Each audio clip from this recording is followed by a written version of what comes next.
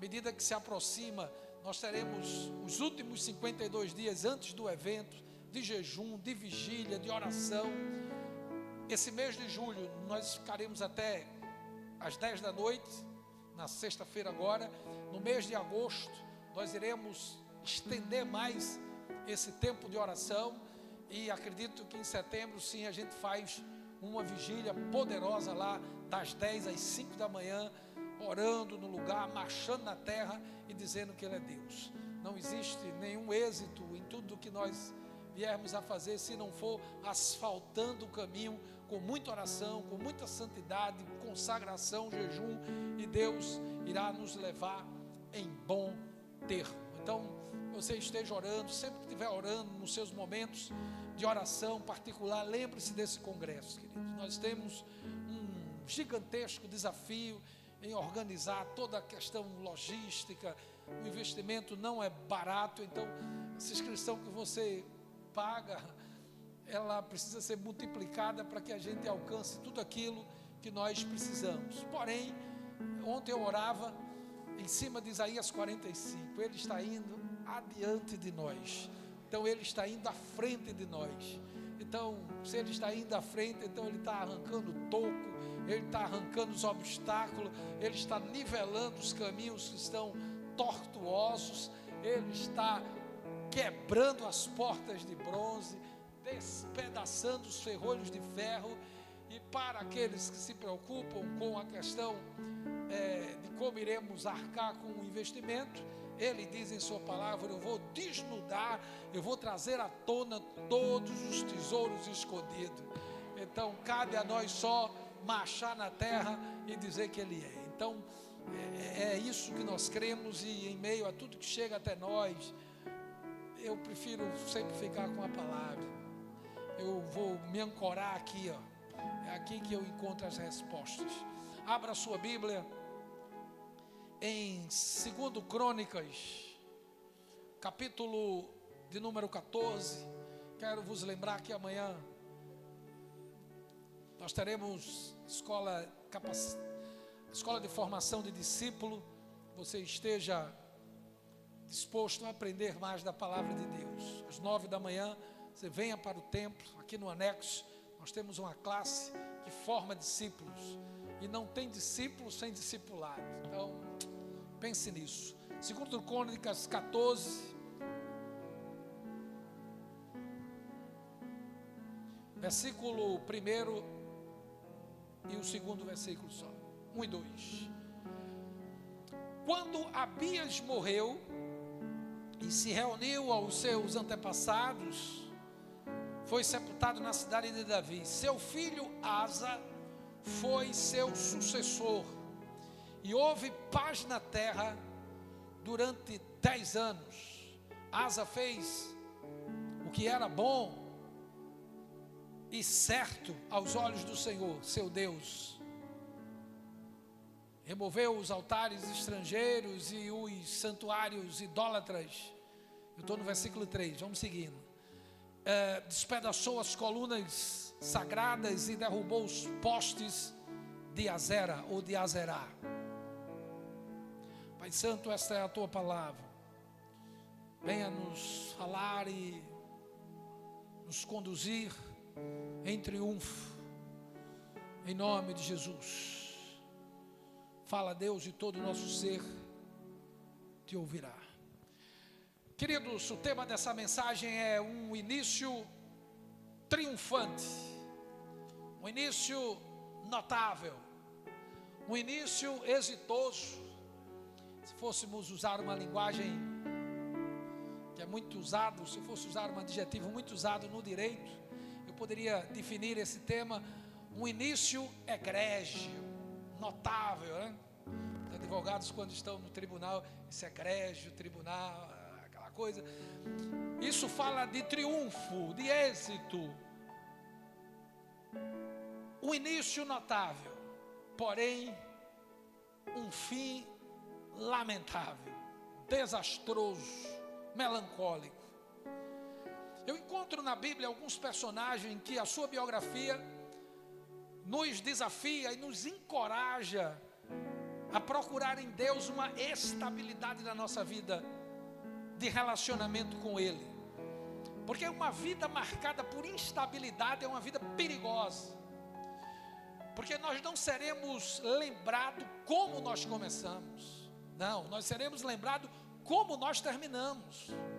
Porque não se trata de como nós começamos, mas se trata de como nós iremos terminar. Você pode ter tido um início até deficiente, mas no caminho você procurou corrigir e vai terminar de maneira exitosa. Porque seremos lembrados como nós terminamos. Muitos começaram muito bem na caminhada com Deus, marcaram o seu tempo enquanto esteve aliançado com Deus, mas no prosseguir da sua jornada, naufragou na fé. Eu me lembro de um rei que foi o primeiro rei de Israel, quando termina aquele período chamado de juízes e inicia a monarquia em Israel. O primeiro rei foi Saul, e Saul começou o seu reinado profetizando entre os profetas. E quando viram Saul profetizando, disseram: aquele não é Saul? O que ele faz no meio dos profetas? E se divulgou: Saul está profetizando, Saul está no meio dos profetas. Mas como terminou Saul? No terreiro da feiticeira de Endor.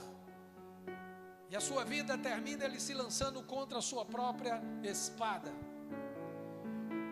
O outro rei que nos encoraja, e a sua vida também traz-nos um alerta importante, foi um rei chamado Uzias. A Bíblia diz que Uzias, enquanto buscou o Senhor, Deus o fez prosperar. Mas quando ele se engrandeceu, se tornou conhecido, famoso, ele virou as costas para o Senhor.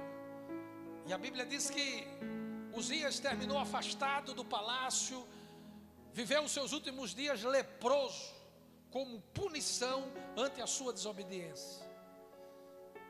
Eu poderia também falar de um outro personagem da Bíblia chamado Sansão. Sansão, ele nasceu dentro de uma geografia de impossibilidade. A sua mãe não poderia gerar filho, ela é estéril. Mas Deus traz uma palavra para aquela família, que daquele ventre que à luz da ciência e da sociedade daquela época não poderia gerar filho, Deus propicia um milagre e nasce Sansão, um juiz, aquele que foi usado por Deus para livrar Israel das mãos dos seus opressores filisteus.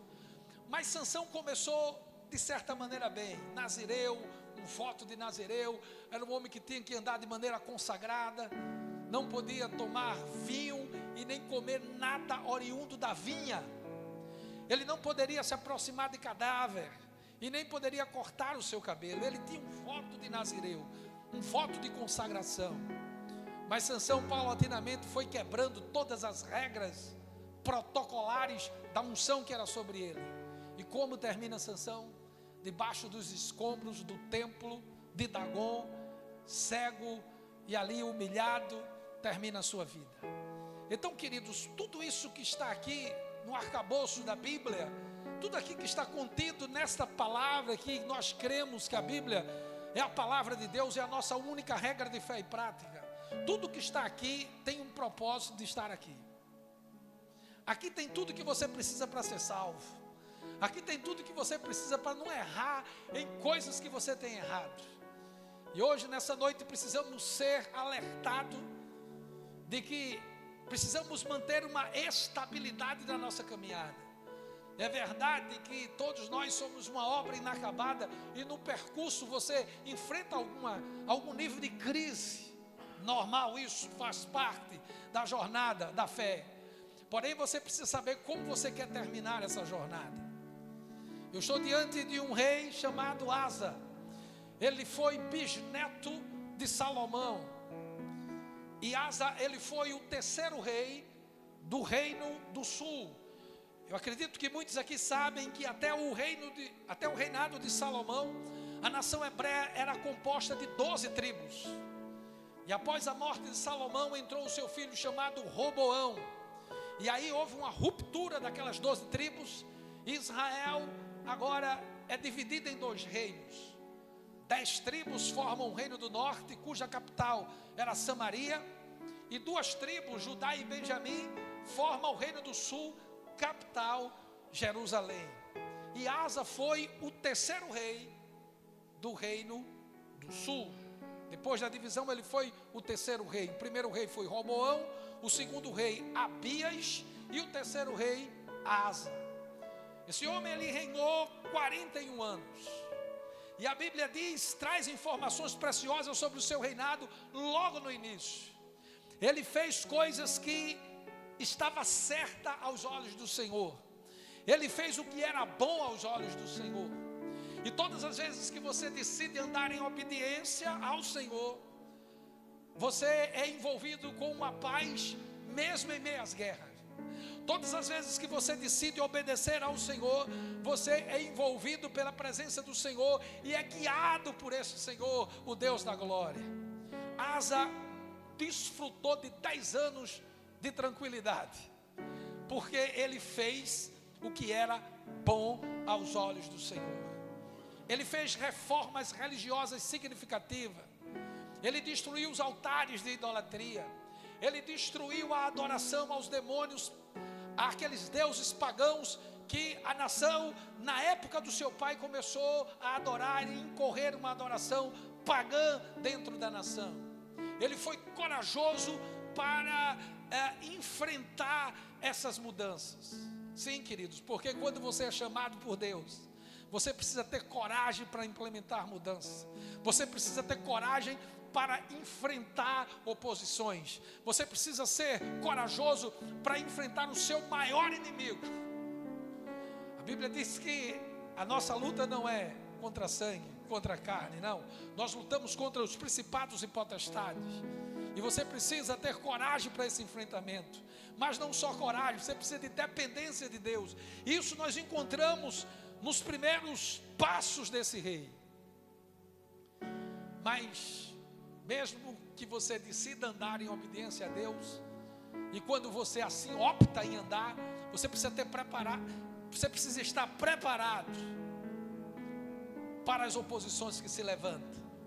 A Bíblia diz no versículo de número 7, que Asa disse ao povo de Judá: vamos construir essa cidade, vamos fortificá-las com muro, torres, portões e trancas.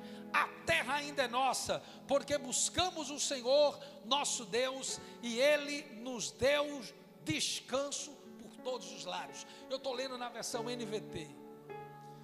Então Asa não só fez mudanças, reformas religiosas, mas também reformas estruturais dentro da cidade. E aí, como eu falei, toda vez que você decide buscar a Deus, você tem que estar preparado para o confronto.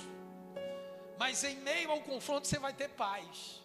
Paulo, escrevendo a Timóteo, ele disse: Timóteo, todos aqueles que decidem viver piedosamente em Cristo, aliançado com o Senhor, sofrerão perseguição.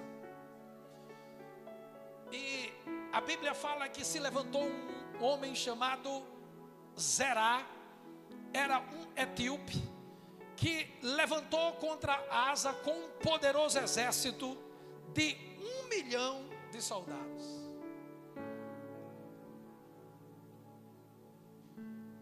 Versículo número 9. Certa vez um etíope chamado Zerá atacou com um exército de 1 milhão de soldados e 300 carros de guerra. Avançaram até a cidade de Maressa, de modo que Asa saiu com o seu exército para a batalha no vale norte de Maressa. Queridos, Asa tinha um exército de 580 mil soldados, mas agora estava vindo contra ele um exército inimigo com 1 milhão de soldados e 300 carros de guerra. Isso aqui era uma das máquinas de guerra mais avançadas, os carros de guerra. E perceba que era quase o dobro. E diante de uma vitória que aos olhos humanos era praticamente impossível, Asa fez o que eu e você devemos fazer em meio aos conflitos e guerras que passamos diariamente. Não, pastor, mas eu estou orando. Não, pastor, eu aumentei a minha leitura da palavra. Não, pastor, eu estou até no pacto desse jejum aí de 7 dias que o senhor começou na última segunda-feira. Não, pastor, eu tenho vindo para o culto dos guerreiros. Não, pastor, eu não perco uma célula. Mas eu estou me sentindo cercado por uma série de coisas que tem tirado de mim, muitas vezes, o equilíbrio emocional. Eu tenho me aperreado, eu tenho perdido o sono. Filho, tranquilo. Isso faz parte do processo.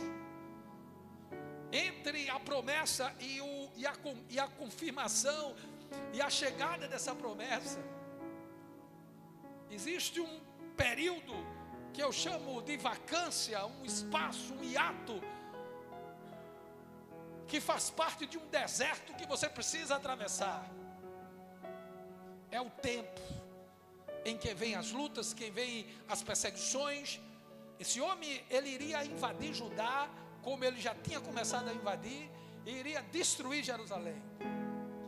Mas observe que no versículo 11, Asa, depois de reunir o seu exército, ele clamou ao Senhor. Está aqui, queridos.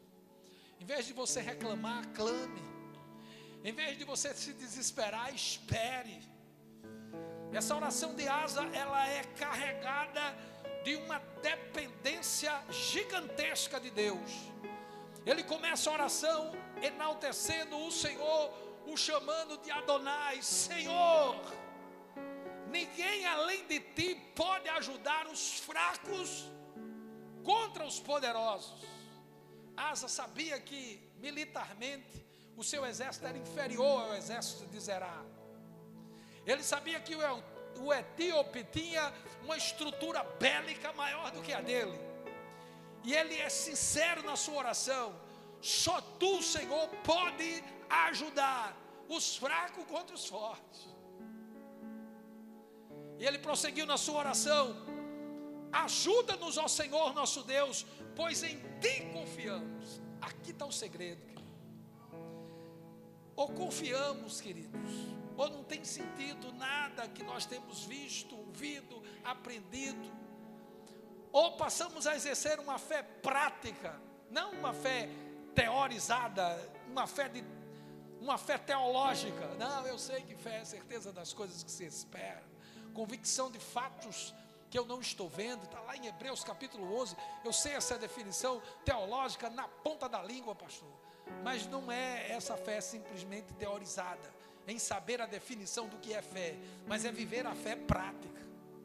É no cerco, é na fornalha, é na caminhada da rota desértica, que você vai poder exercer a fé prática. O apóstolo Rony Chaves disse que quando nós estivermos em uma geografia de dificuldade, não veja essa geografia como fim, mas veja ela como uma possibilidade de materialização de milagres. Mas para você ver milagres em meio às perseguições, em meio às provocações, em meio às batalhas diárias, é preciso confiar. E confiar é depositar nas mãos do Senhor, acreditar tudo nas mãos do Senhor, que Ele vai lhe levar em vitória.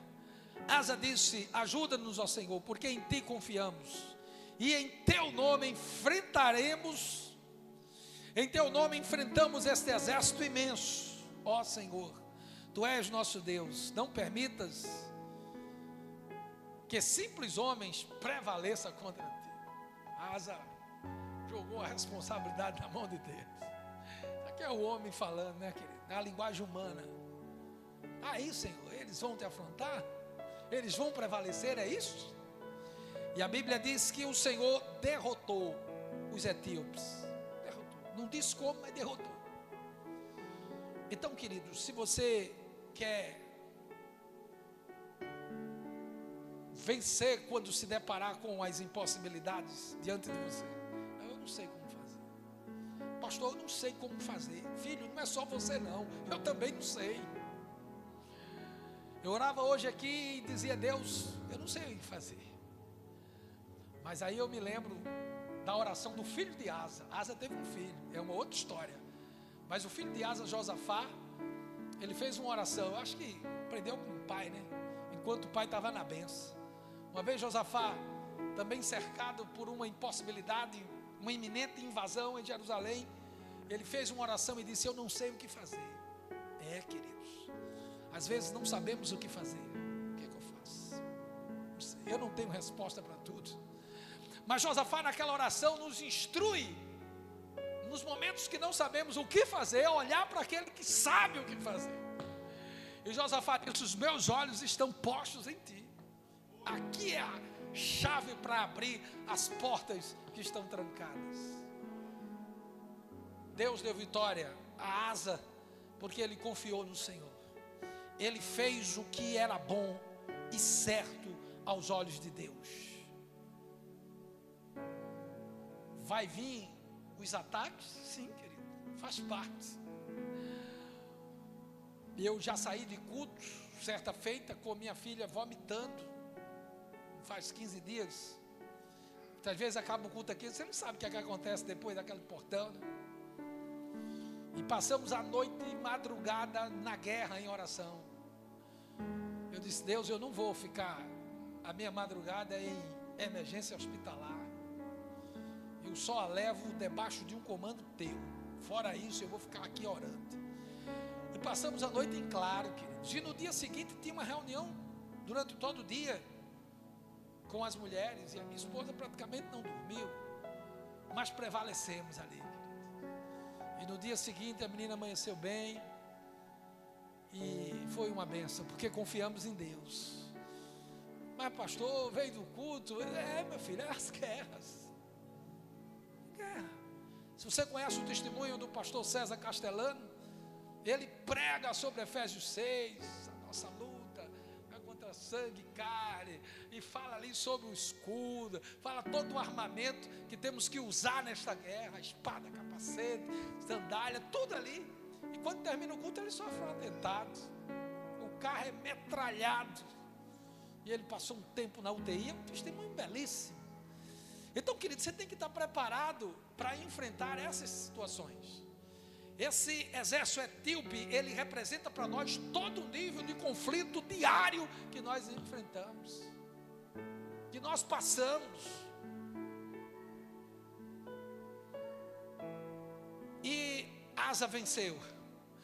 O capítulo 15 diz que após aquela vitória, o Espírito de Deus veio sobre Azarias, filho de Obed, e ele foi ao encontro do rei Asa, e ele disse: ouça-me, Asa, ouça-me todo Judá e Benjamim, o Senhor está com vocês. Escute bem essa palavra, querido. Deus não vai respaldar pecado de ninguém. Deus não vai respaldar rebelião de ninguém. Deus não vai dar suporte às suas birras e desobediência. O profeta disse para Judá e para o rei Asa: ouça-me todo o povo, o Senhor estará com vocês enquanto estiverem com ele. Pequem e vão para o céu, pequem e vão viver uma vida abundante, peque e tudo vai dar certo. Isto é a pregação do diabo no Éden. Coma e nada vai causar dano. Coma e certamente você não vai morrer. Queridos, a Bíblia diz que o pecado, ele tem um salário. O pecado não é relativo, ele é absoluto. Ele tem consequências. O salário do pecado é a morte, mas o dom gratuito de Deus é a vida eterna. O Senhor estará com você se você estiver com Ele. Buscar-me-eis e me achareis quando me buscardes de todo o vosso coração. O Senhor estará com vocês enquanto estiverem com Ele. Sempre que o buscarem, o encontrarão. Mas se o abandonarem, Ele o abandonará. Durante muito tempo Israel esteve sem um verdadeiro Deus, sem um sacerdote para ensiná-lo e sem a lei para instruí-lo. O profeta começa a trazer agora a lembrança de um tempo em que a nação vivia em desobediência. Ele disse: Israel passou um tempo sem um verdadeiro Deus, sem sacerdotes para ensiná-los, porque os sacerdotes estavam corrompidos, sem a lei para instruí-lo. No entanto, sempre que se viram em dificuldades e voltaram-se para o Senhor Deus de Israel, e o buscaram, eles o encontraram. E aí, queridos, tem uma palavra aqui que eu quero que você entenda algo. Versículo 7. Quando vocês buscarem, quanto a vocês, porém, sejam fortes e corajosos, pois o seu trabalho será recompensado. Queridos, aqui é a palavra profética. Asa vivia um tempo de alinhamento com Deus, mas ele não teve a coragem e a força necessária para implementar uma reforma religiosa mais profunda. E agora, depois da vitória, que aos olhos humanos era impossível, vem a palavra profética e diz: seja forte, seja corajoso, porque o seu trabalho será recompensado. E quando Asa escuta essa mensagem, ele encheu-se de coragem e aí implementou a segunda reforma.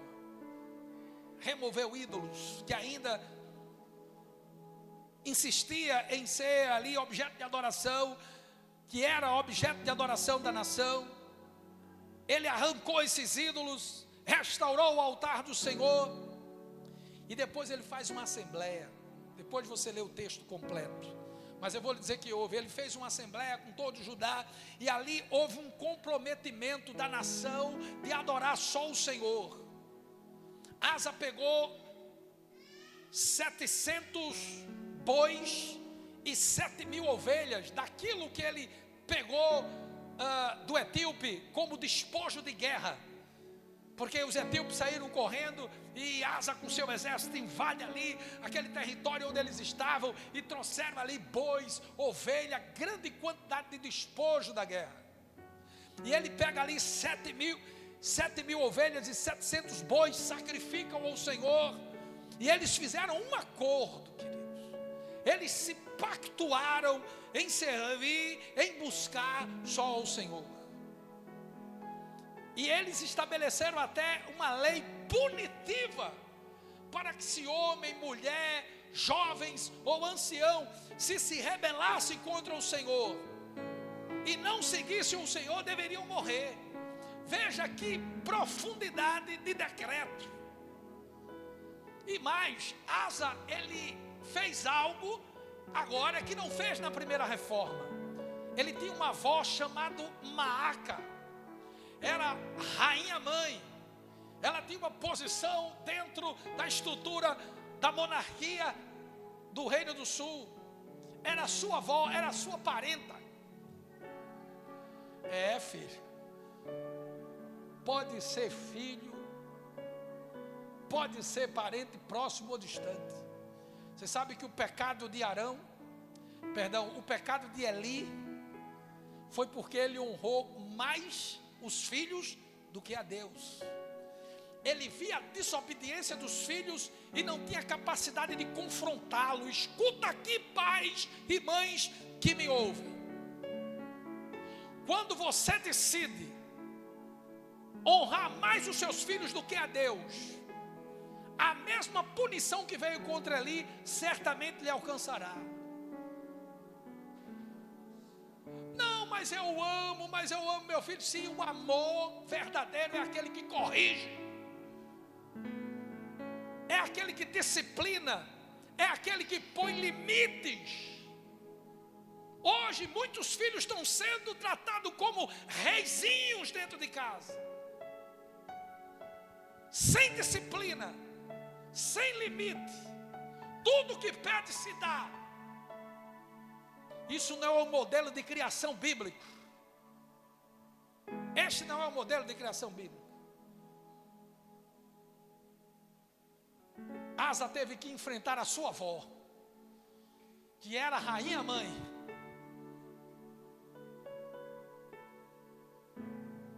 Asa chegou a depor a sua avó. Versículo número 16, da posição de rainha mãe, pois ela havia feito um poste obsceno para a deusa Azerá. uma entidade pagã, cananeia, adorada pelos filisteus. Asa teve coragem, teve força para o enfrentamento da sua própria avó. Não, mas é vovó, mas se está errada, tem que ser confrontada com amor, mas tem que ser, filho. E ponto final, irmão.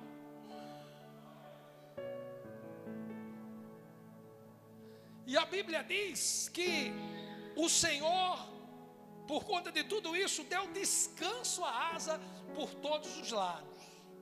Por todos os lados, ele tinha descanso, prosperidade.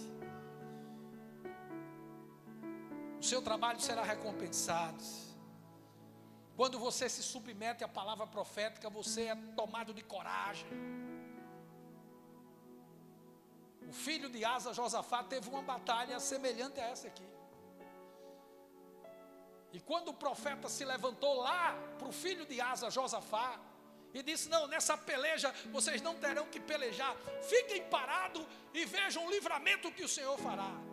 Josafá, filho de Asa, lá na frente, anos depois, ele disse: crer no Senhor teu Deus e estarás seguro, crede nos seus profetas e prosperareis.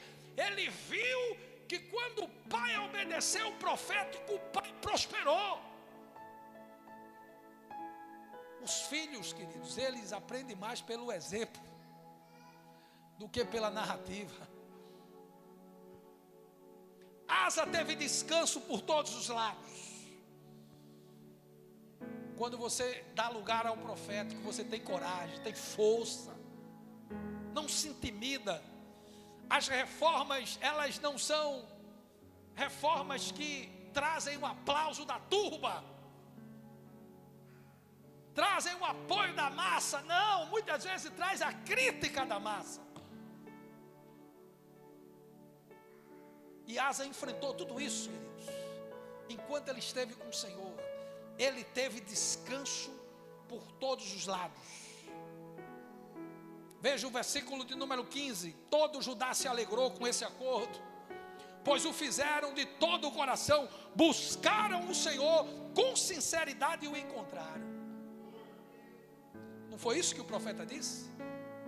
Busque e você vai encontrar. Se você estiver com Deus, Deus vai estar com vocês. E se vocês buscarem, Ele vai se deixar ser encontrado. Isso é objeto de outro sermão que eu vou ministrar sobre Jeremias 29, 12 e 13. Mas veja, o Senhor agora lhe dá descanso por todos os lados. Está vendo aqui, queridos? Se eu terminasse essa história aqui, Asa certamente iria entrar na galeria dos reis exitosos da nação hebreia. Os reis que marcaram a sua época. Se eu encerrasse aqui essa história de Asa, nós iríamos provavelmente colocar Asa nos anais da história dos reis que se destacaram. Mas, queridos, nós seres humanos temos um problema que temos que lidar com ele. Eu não posso me vestir de uma capa: eu sou invulnerável. Não, eu não posso vestir dessa capa do que eu sou invulnerável. Só tem um que é, queridos. Todos nós somos susceptíveis a quedas e precisamos ter muito cuidado com isso. O que está aqui escrito não está escrito simplesmente como uma história, mas há aqui por trás da letra o Espírito. A letra por si só, ela é letra, como se fosse em qualquer outro livro de história. Hoje eu estava lendo sobre uma obra, porque eu estava pesquisando sobre uma frase, ser ou não ser. Essa é uma obra do teatro, europeu, e conta a história de um príncipe chamado Hamlet. E ele viu o seu pai sendo morto pelo seu tio, e 2 meses depois o seu tio casando com sua mãe. Seu tio se chamava Cláudio. E a sua mãe se chamava Gertrudes. É história.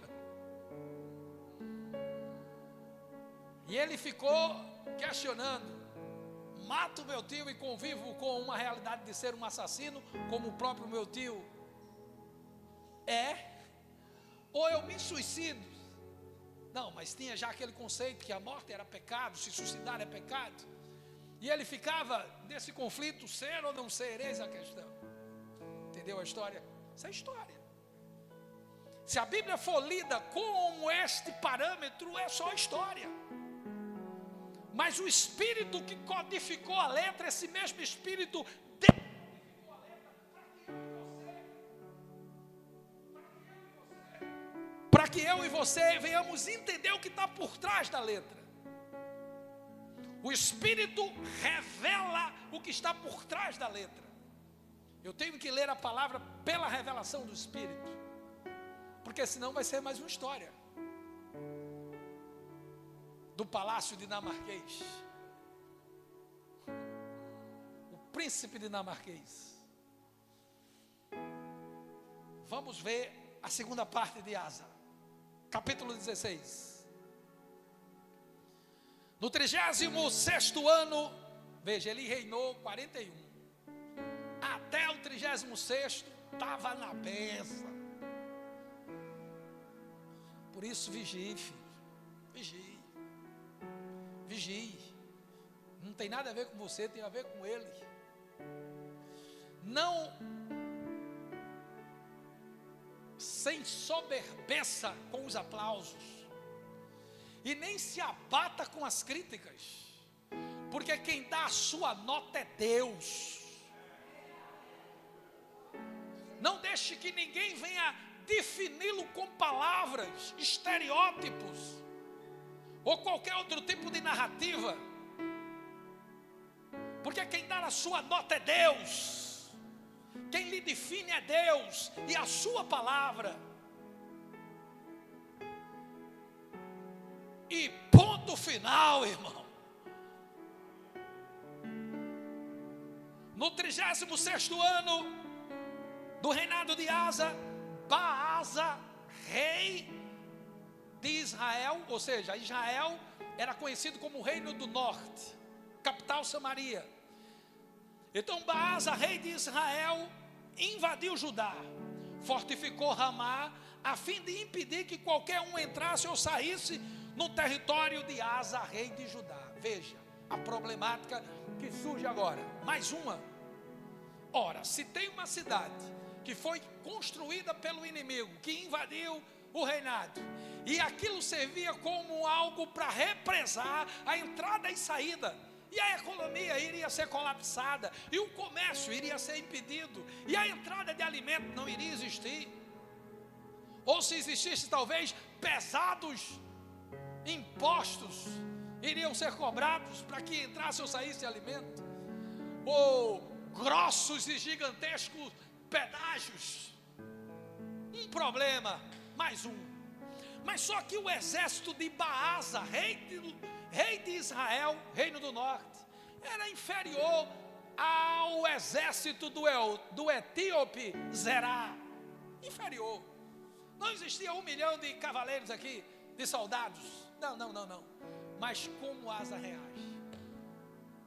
Como Asa reagiu tudo isso? Ele tinha tudo para fazer parte da galeria dos exitosos reis. Como Asa enfrentou agora essa situação? Eu quero já lhe adiantar, da pior maneira possível. Veja o texto. Em resposta àquela situação, Asa removeu a prata e o ouro dos tesouros do templo do Senhor e do palácio real, e ele enviou prata e ouro a Ben-Hadad, rei da Síria, que governava em Damasco, com a seguinte mensagem. Ora o acordo, ó o acordo, queridos. Quando você enfrentar alguma dificuldade, algum cerco em alguma área na sua vida, não busque acordo com o profano. Não vá querer fazer arrumadinho. Não, pastor, eu vou fazer do meu jeito. Não, não é do seu jeito.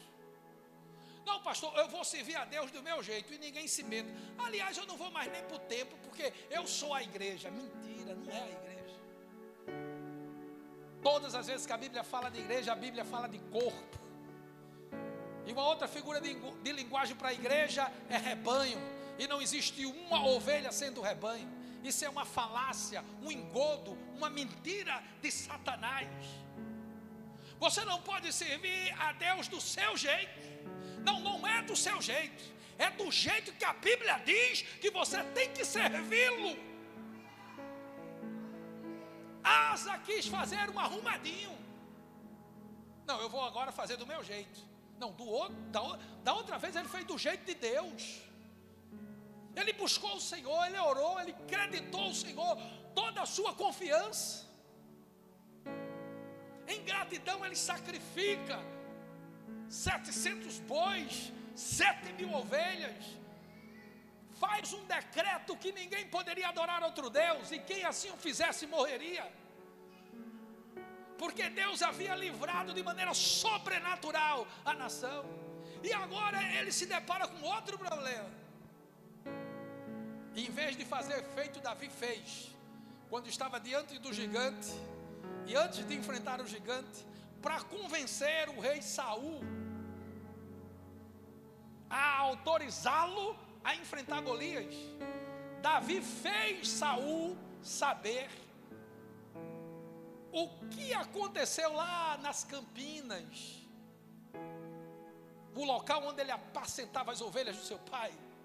Ele enfrentou ursos e leões, matou ursos e leões. Então Davi enfrentou Golias, trazendo à memória as vitórias que ele conquistou lá atrás. Por que Asa não fez a mesma coisa? Asa invadiu, ele fez uma cidade ao Deus que me livrou lá de Zerá, com 1 milhão de soldados, vai me livrar de Baasa. Eu vou vencer novamente, mas não foi assim que ele fez. Quando você recebeu a vitória, você fez o que? Se pactuou, orou, buscou o Senhor, veio para os cultos, fez pacto, fez campanhas de oração, de jejum, de leitura da palavra. Deus lhe levou a vitória. A sentença do médico era de morte, a sentença do médico era de amputação, e você buscou, se pactuou, e Deus interveio. E agora você vira as costas para Deus. Esse tipo de adoração a Deus por aquilo que Ele possa te dar não é a adoração correta. Você tem que servir ao Senhor por aquilo que Ele é, não por aquilo que Ele possa lhe dar. Porque em qualquer situação você vai recorrer a Ele. Asa não recorre. No segundo momento agora, ele remove a prata e o ouro dos tesouros do templo e faz um pacto com o rei da Síria, Ben-Hadad. Não, eu vou fazer do meu jeito. Não, filho, não faz não. O seu jeito está errado. Você quer dar uma mãozinha para Deus? Feito Abraão e Sara fizeram? Não, filho. Não te mandei eu ser forte e corajoso. Eu estou com você como um poderoso guerreiro, foi dito aqui. Eu sou o teu pastor e nada te faltará. 1000 cai de um lado, 10.000 do outro, você não vai ser atingido. Não, essa doença não é para a morte. Praga nenhuma chegará em tua tenda. Tudo tu podes naquele que te fortalece. Recorra às promessas. Ante as perseguições e os cercos, eu vou ficar com as promessas. Decido ficar com aquilo que Deus me disse, não com aquilo que eu estou vendo. Eu não ando pelo que vejo, pelo que eu escuto ou pelo que eu sinto. Eu tenho que andar pela fé. Não posso fazer acordatas. E ele fez um acordo. Se juntou com um pacto com um rei pagão. E Ben-Hadad botou Baasa para correr. Deu certo. Mas, querido, tenha muito cuidado. Nem tudo que você faz que dá certo tem o respaldo e a bênção de Deus. Você sabe qual é o maior fracasso na vida de um ser humano? Seja ele crente ou ateu, pastor ou presbítero, diácono ou diaconisa, vice-moderador ou evangelista. Sabe qual é o maior fracasso na vida de qualquer pessoa, seja lá o título que ela tiver? Ela ter sucesso onde Deus não está. Porque é um sucesso transitório, passageiro. É um sucesso baldiano, vazio, que logo, logo vai se dissipar, porque Deus não está no negócio. Deu tudo certo. A Asa foi embora, beleza, paguei a prata, paguei o ouro, bem radado, estamos juntos, vamos embora, vamos tocar.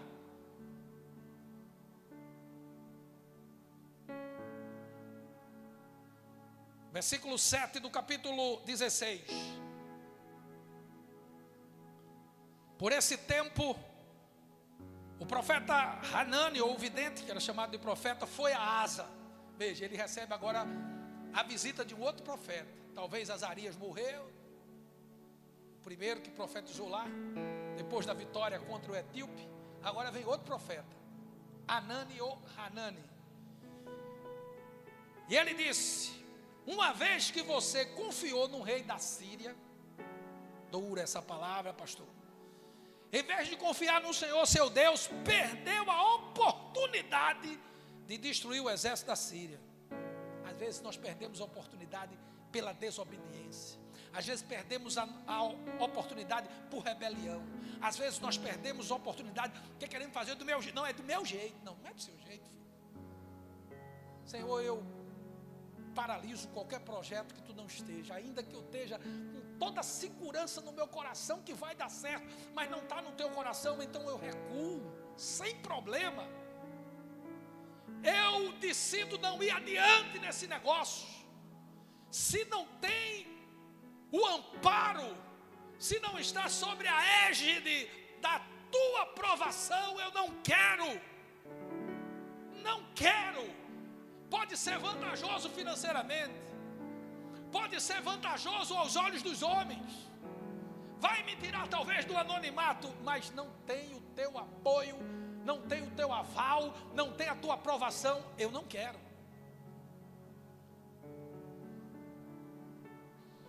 Asa, você perdeu a oportunidade. 3 coisas não voltam atrás: uma palavra dita, uma flecha lançada e uma oportunidade perdida. Você perdeu a oportunidade. Não perca a oportunidade hoje. Você não está aqui por acaso, filho. Você está aqui porque Deus te trouxe. Você poderia estar em casa, assistindo um jogo, assistindo televisão, assistindo a série Sherlock Holmes. Você poderia estar em casa, jogando videogame, fazendo pipoca. Você poderia estar em casa, jogando xadrez. Podia estar em casa, mas está aqui. Mas não é porque você quer estar aqui, é porque o Espírito lhe trouxe para lhe dar mais uma oportunidade nesta noite. E não faça como Asa, que perdeu a oportunidade de aprofundar o seu relacionamento com Deus, de aprofundar a sua dependência com Deus. Quando você não diz não ao pecado, você perde oportunidades. Quando você decide fazer as coisas do seu jeito, não é no peito, na raça, pastor. Eu vou do meu jeito, então você vai quebrar, filho. Tenho que lhe dizer a verdade, você vai quebrar. Porque não é do seu jeito, tem que ser do jeito de Deus. Você perdeu uma grande oportunidade. Você não lembra do que aconteceu aos etíopes? Aqui. Esqueceu, rapaz. Alguns anos se passaram. Você esqueceu? Você esqueceu da promessa? Você esqueceu? Ah, não, eu vou fazer do meu jeito. Você se esqueceu? Aos líbios e ao seu exército enorme, com todos os seus carros de guerras e cavaleiros. Naquela ocasião, Asa, você confiou no Senhor. e ele os entregou em suas mãos. Os olhos do Senhor passam por toda a terra para mostrar a sua força àqueles cujo coração é inteiramente dedicado a ele. Deus é o único que tem um olho que tudo vê. Só tem um olho que tudo vê, é os olhos de Deus. Os olhos de Deus vê tudo, irmão. Ele vê tudo. Não adianta fazer arrumadinho, não adianta estar escondido, não adianta ser agente secreto de Deus, porque os olhos de Deus estão vendo tudo. E vai chegar um dia que esse ribeiro vai secar. Hoje talvez você ache que essa prosperidade é a prosperidade de Deus, mas não é. Ah, mas eu estou em paz, mas não é a paz de Deus, é a falsa paz.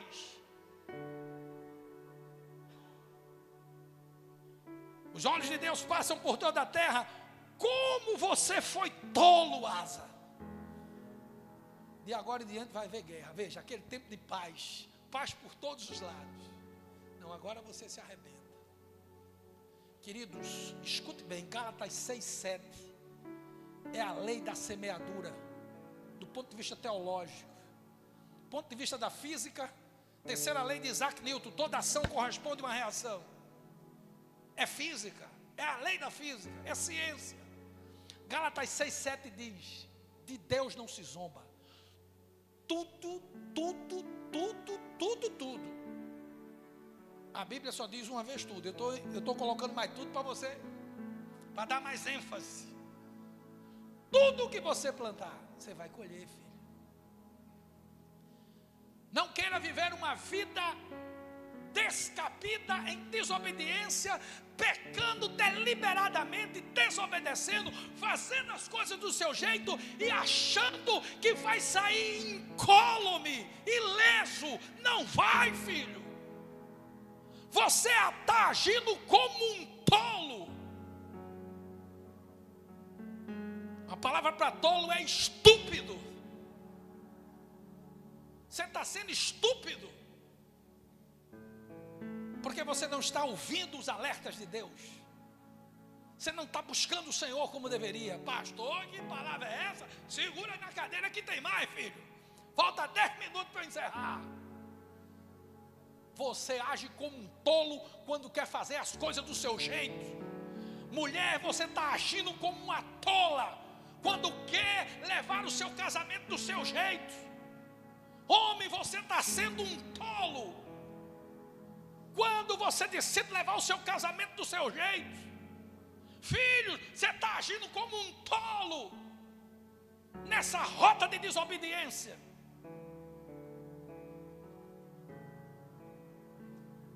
Agora, queridos, tem coisas que a pessoa está tão mergulhada no lodo, ela está tão mergulhada no pântano do pecado, mergulhando nas águas do chorume, presa pelos tentáculos peçonhentos do pecado, que ela não vê. Não, eu estou certo. Não, eu fiz, não deu certo. Não está dando certo. Quando a pessoa está assim, presa dentro do chorume, ela se acostuma com aquela geografia fétida, mal cheirosa. O tempo passa e o chorume é a sua topografia de morada. Então ela acha que está certa, porque deu certo. Nem tudo que dá certo, está certo, irmão. Você está entendendo? Pode estar dando certo hoje, mas não tem aprovação de Deus. E se prepare para o naufrágio. Se prepare para o naufrágio. A pessoa, ela se embrutece quando ela é confrontada. O sujeito, quando ele... A gente estava até lendo o provérbio, que diz que você não repreenda o tolo, porque você vai perder um amigo, porque ele é estúpido, ele é descabido na sua maneira de viver, e se você for aconselhar, ele vai ficar com raiva. E hoje nós estamos vivendo, em grande parte da sociedade, até cristã, com uma intolerância absurda, de dimensões oceânicas, no que concerne a orientação. Quando confronto, não quero. Quando confrontado, fica com raiva, não vem mais, aqui não é o meu lugar. não se meta na minha vida, eu faço do meu jeito. Isso é o espírito de Asa, quando ele se afasta do Senhor. Porque quando o profeta deu a palavra da repreensão, qual era de Asa? Errei, pequei contra os céus e a terra, ore por mim, Hanani. Realmente eu esqueci, isso é a correria do palácio, eu esqueci, faz tanto tempo daquele conflito, mas eu esqueci, Hanani, ore por mim, venha cá, eu vou me ajoelhar aqui, peça misericórdia a Deus por mim. Eu agi como um estúpido mesmo, cabeçudo, eu estou ficando velho, o tempo está passando, eu tenho esquecido das coisas. Aí a misericórdia vinha, querido. Mas veja o que Asa fez, veja o que ele fez. Quando o homem está distante de Deus, ele leva as coisas, as repreensões ele leva para o pessoal.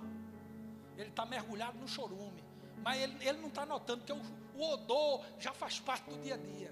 O pecado é algo quanto mais, se chama a apostasia da fé. Não apóstata, renunciou à fé. Aí você vai aconselhar um sujeito desse, acontece isso. Vamos para o texto, para encerrarmos. Segura aí, viu? Asa Ciro, fica bravo. Eu já vi gente que quando confrontado quis até bater no pastor. Não foi comigo, irmão, porque para bater em mim tem que correr muito, que eu corro. Inclusive meu teste de esteira eu consegui concluir todo o processo pela primeira vez. Inspiração cardiovascular excelente. E sou, de certa maneira, sedentário. Já fui mais ativo no que concerne a prática de esporte. Mas se vier para mim, vai ter que correr, meu filho, que eu corro. Eu vou correr, não vai me pegar. Mas já vi gente que quando confrontado pelo pastor, se levantou para peitá-lo. E se não segurasse, ia bater no pastor, no líder de célula. Isso é demônio, irmão. É o espírito de Asa. Asa se irou. Irou tanto com o profeta. Por isso, por ele lhe ter dito a verdade, Asa aqui representa todo crente, que quando você vai lá com amor, meu filho, está errado isso, não, pastor, o cimento da minha vida, eu vou insistir, está dando certo, não é problema, isso é o que o senhor pensa, não filho, não é o que eu penso, é o que a Bíblia diz, não, mas não está dando certo, pastor, eu não estou na bênção, está certo isso aqui, vou continuar com essa prática, tá bom, continue, você é livre para fazer as suas escolhas, totalmente livre. Mas você não é livre para ter que lidar com as consequências de cada escolha que você fizer. Você é hoje o que decidiu ser ontem, e será amanhã o que decidir ser hoje. Por isso não perca as oportunidades. Asa ficou irado por ouvir a repreensão e prendeu Hanani e colocou-lhe no tronco. Nessa época Asa também começou a oprimir alguns dos povos. Talvez quem apoiou Hanani, né? Quem apoiou o profeta foi perseguido por Asa.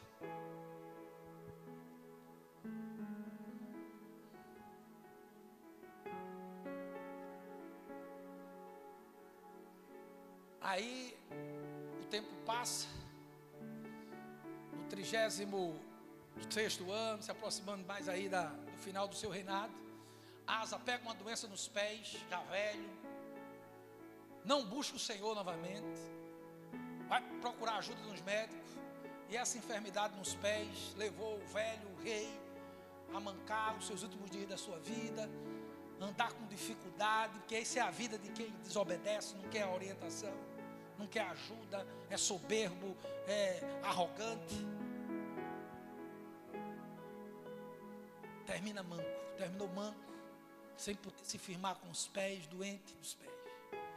Só tem firmeza no andar, filho, se tiver com Deus. Termina assim, manco. Fique em pé no nome do grande. A palavra foi dada. Ai, pastor, que conversa é essa? Filho. Eu só tenho uma coisa para lhe dizer. Eu já lhe disse muitas coisas, né? Mas só tenho mais uma para lhe dizer agora. Quem tem ouvidos, ouça o que o Espírito diz à igreja.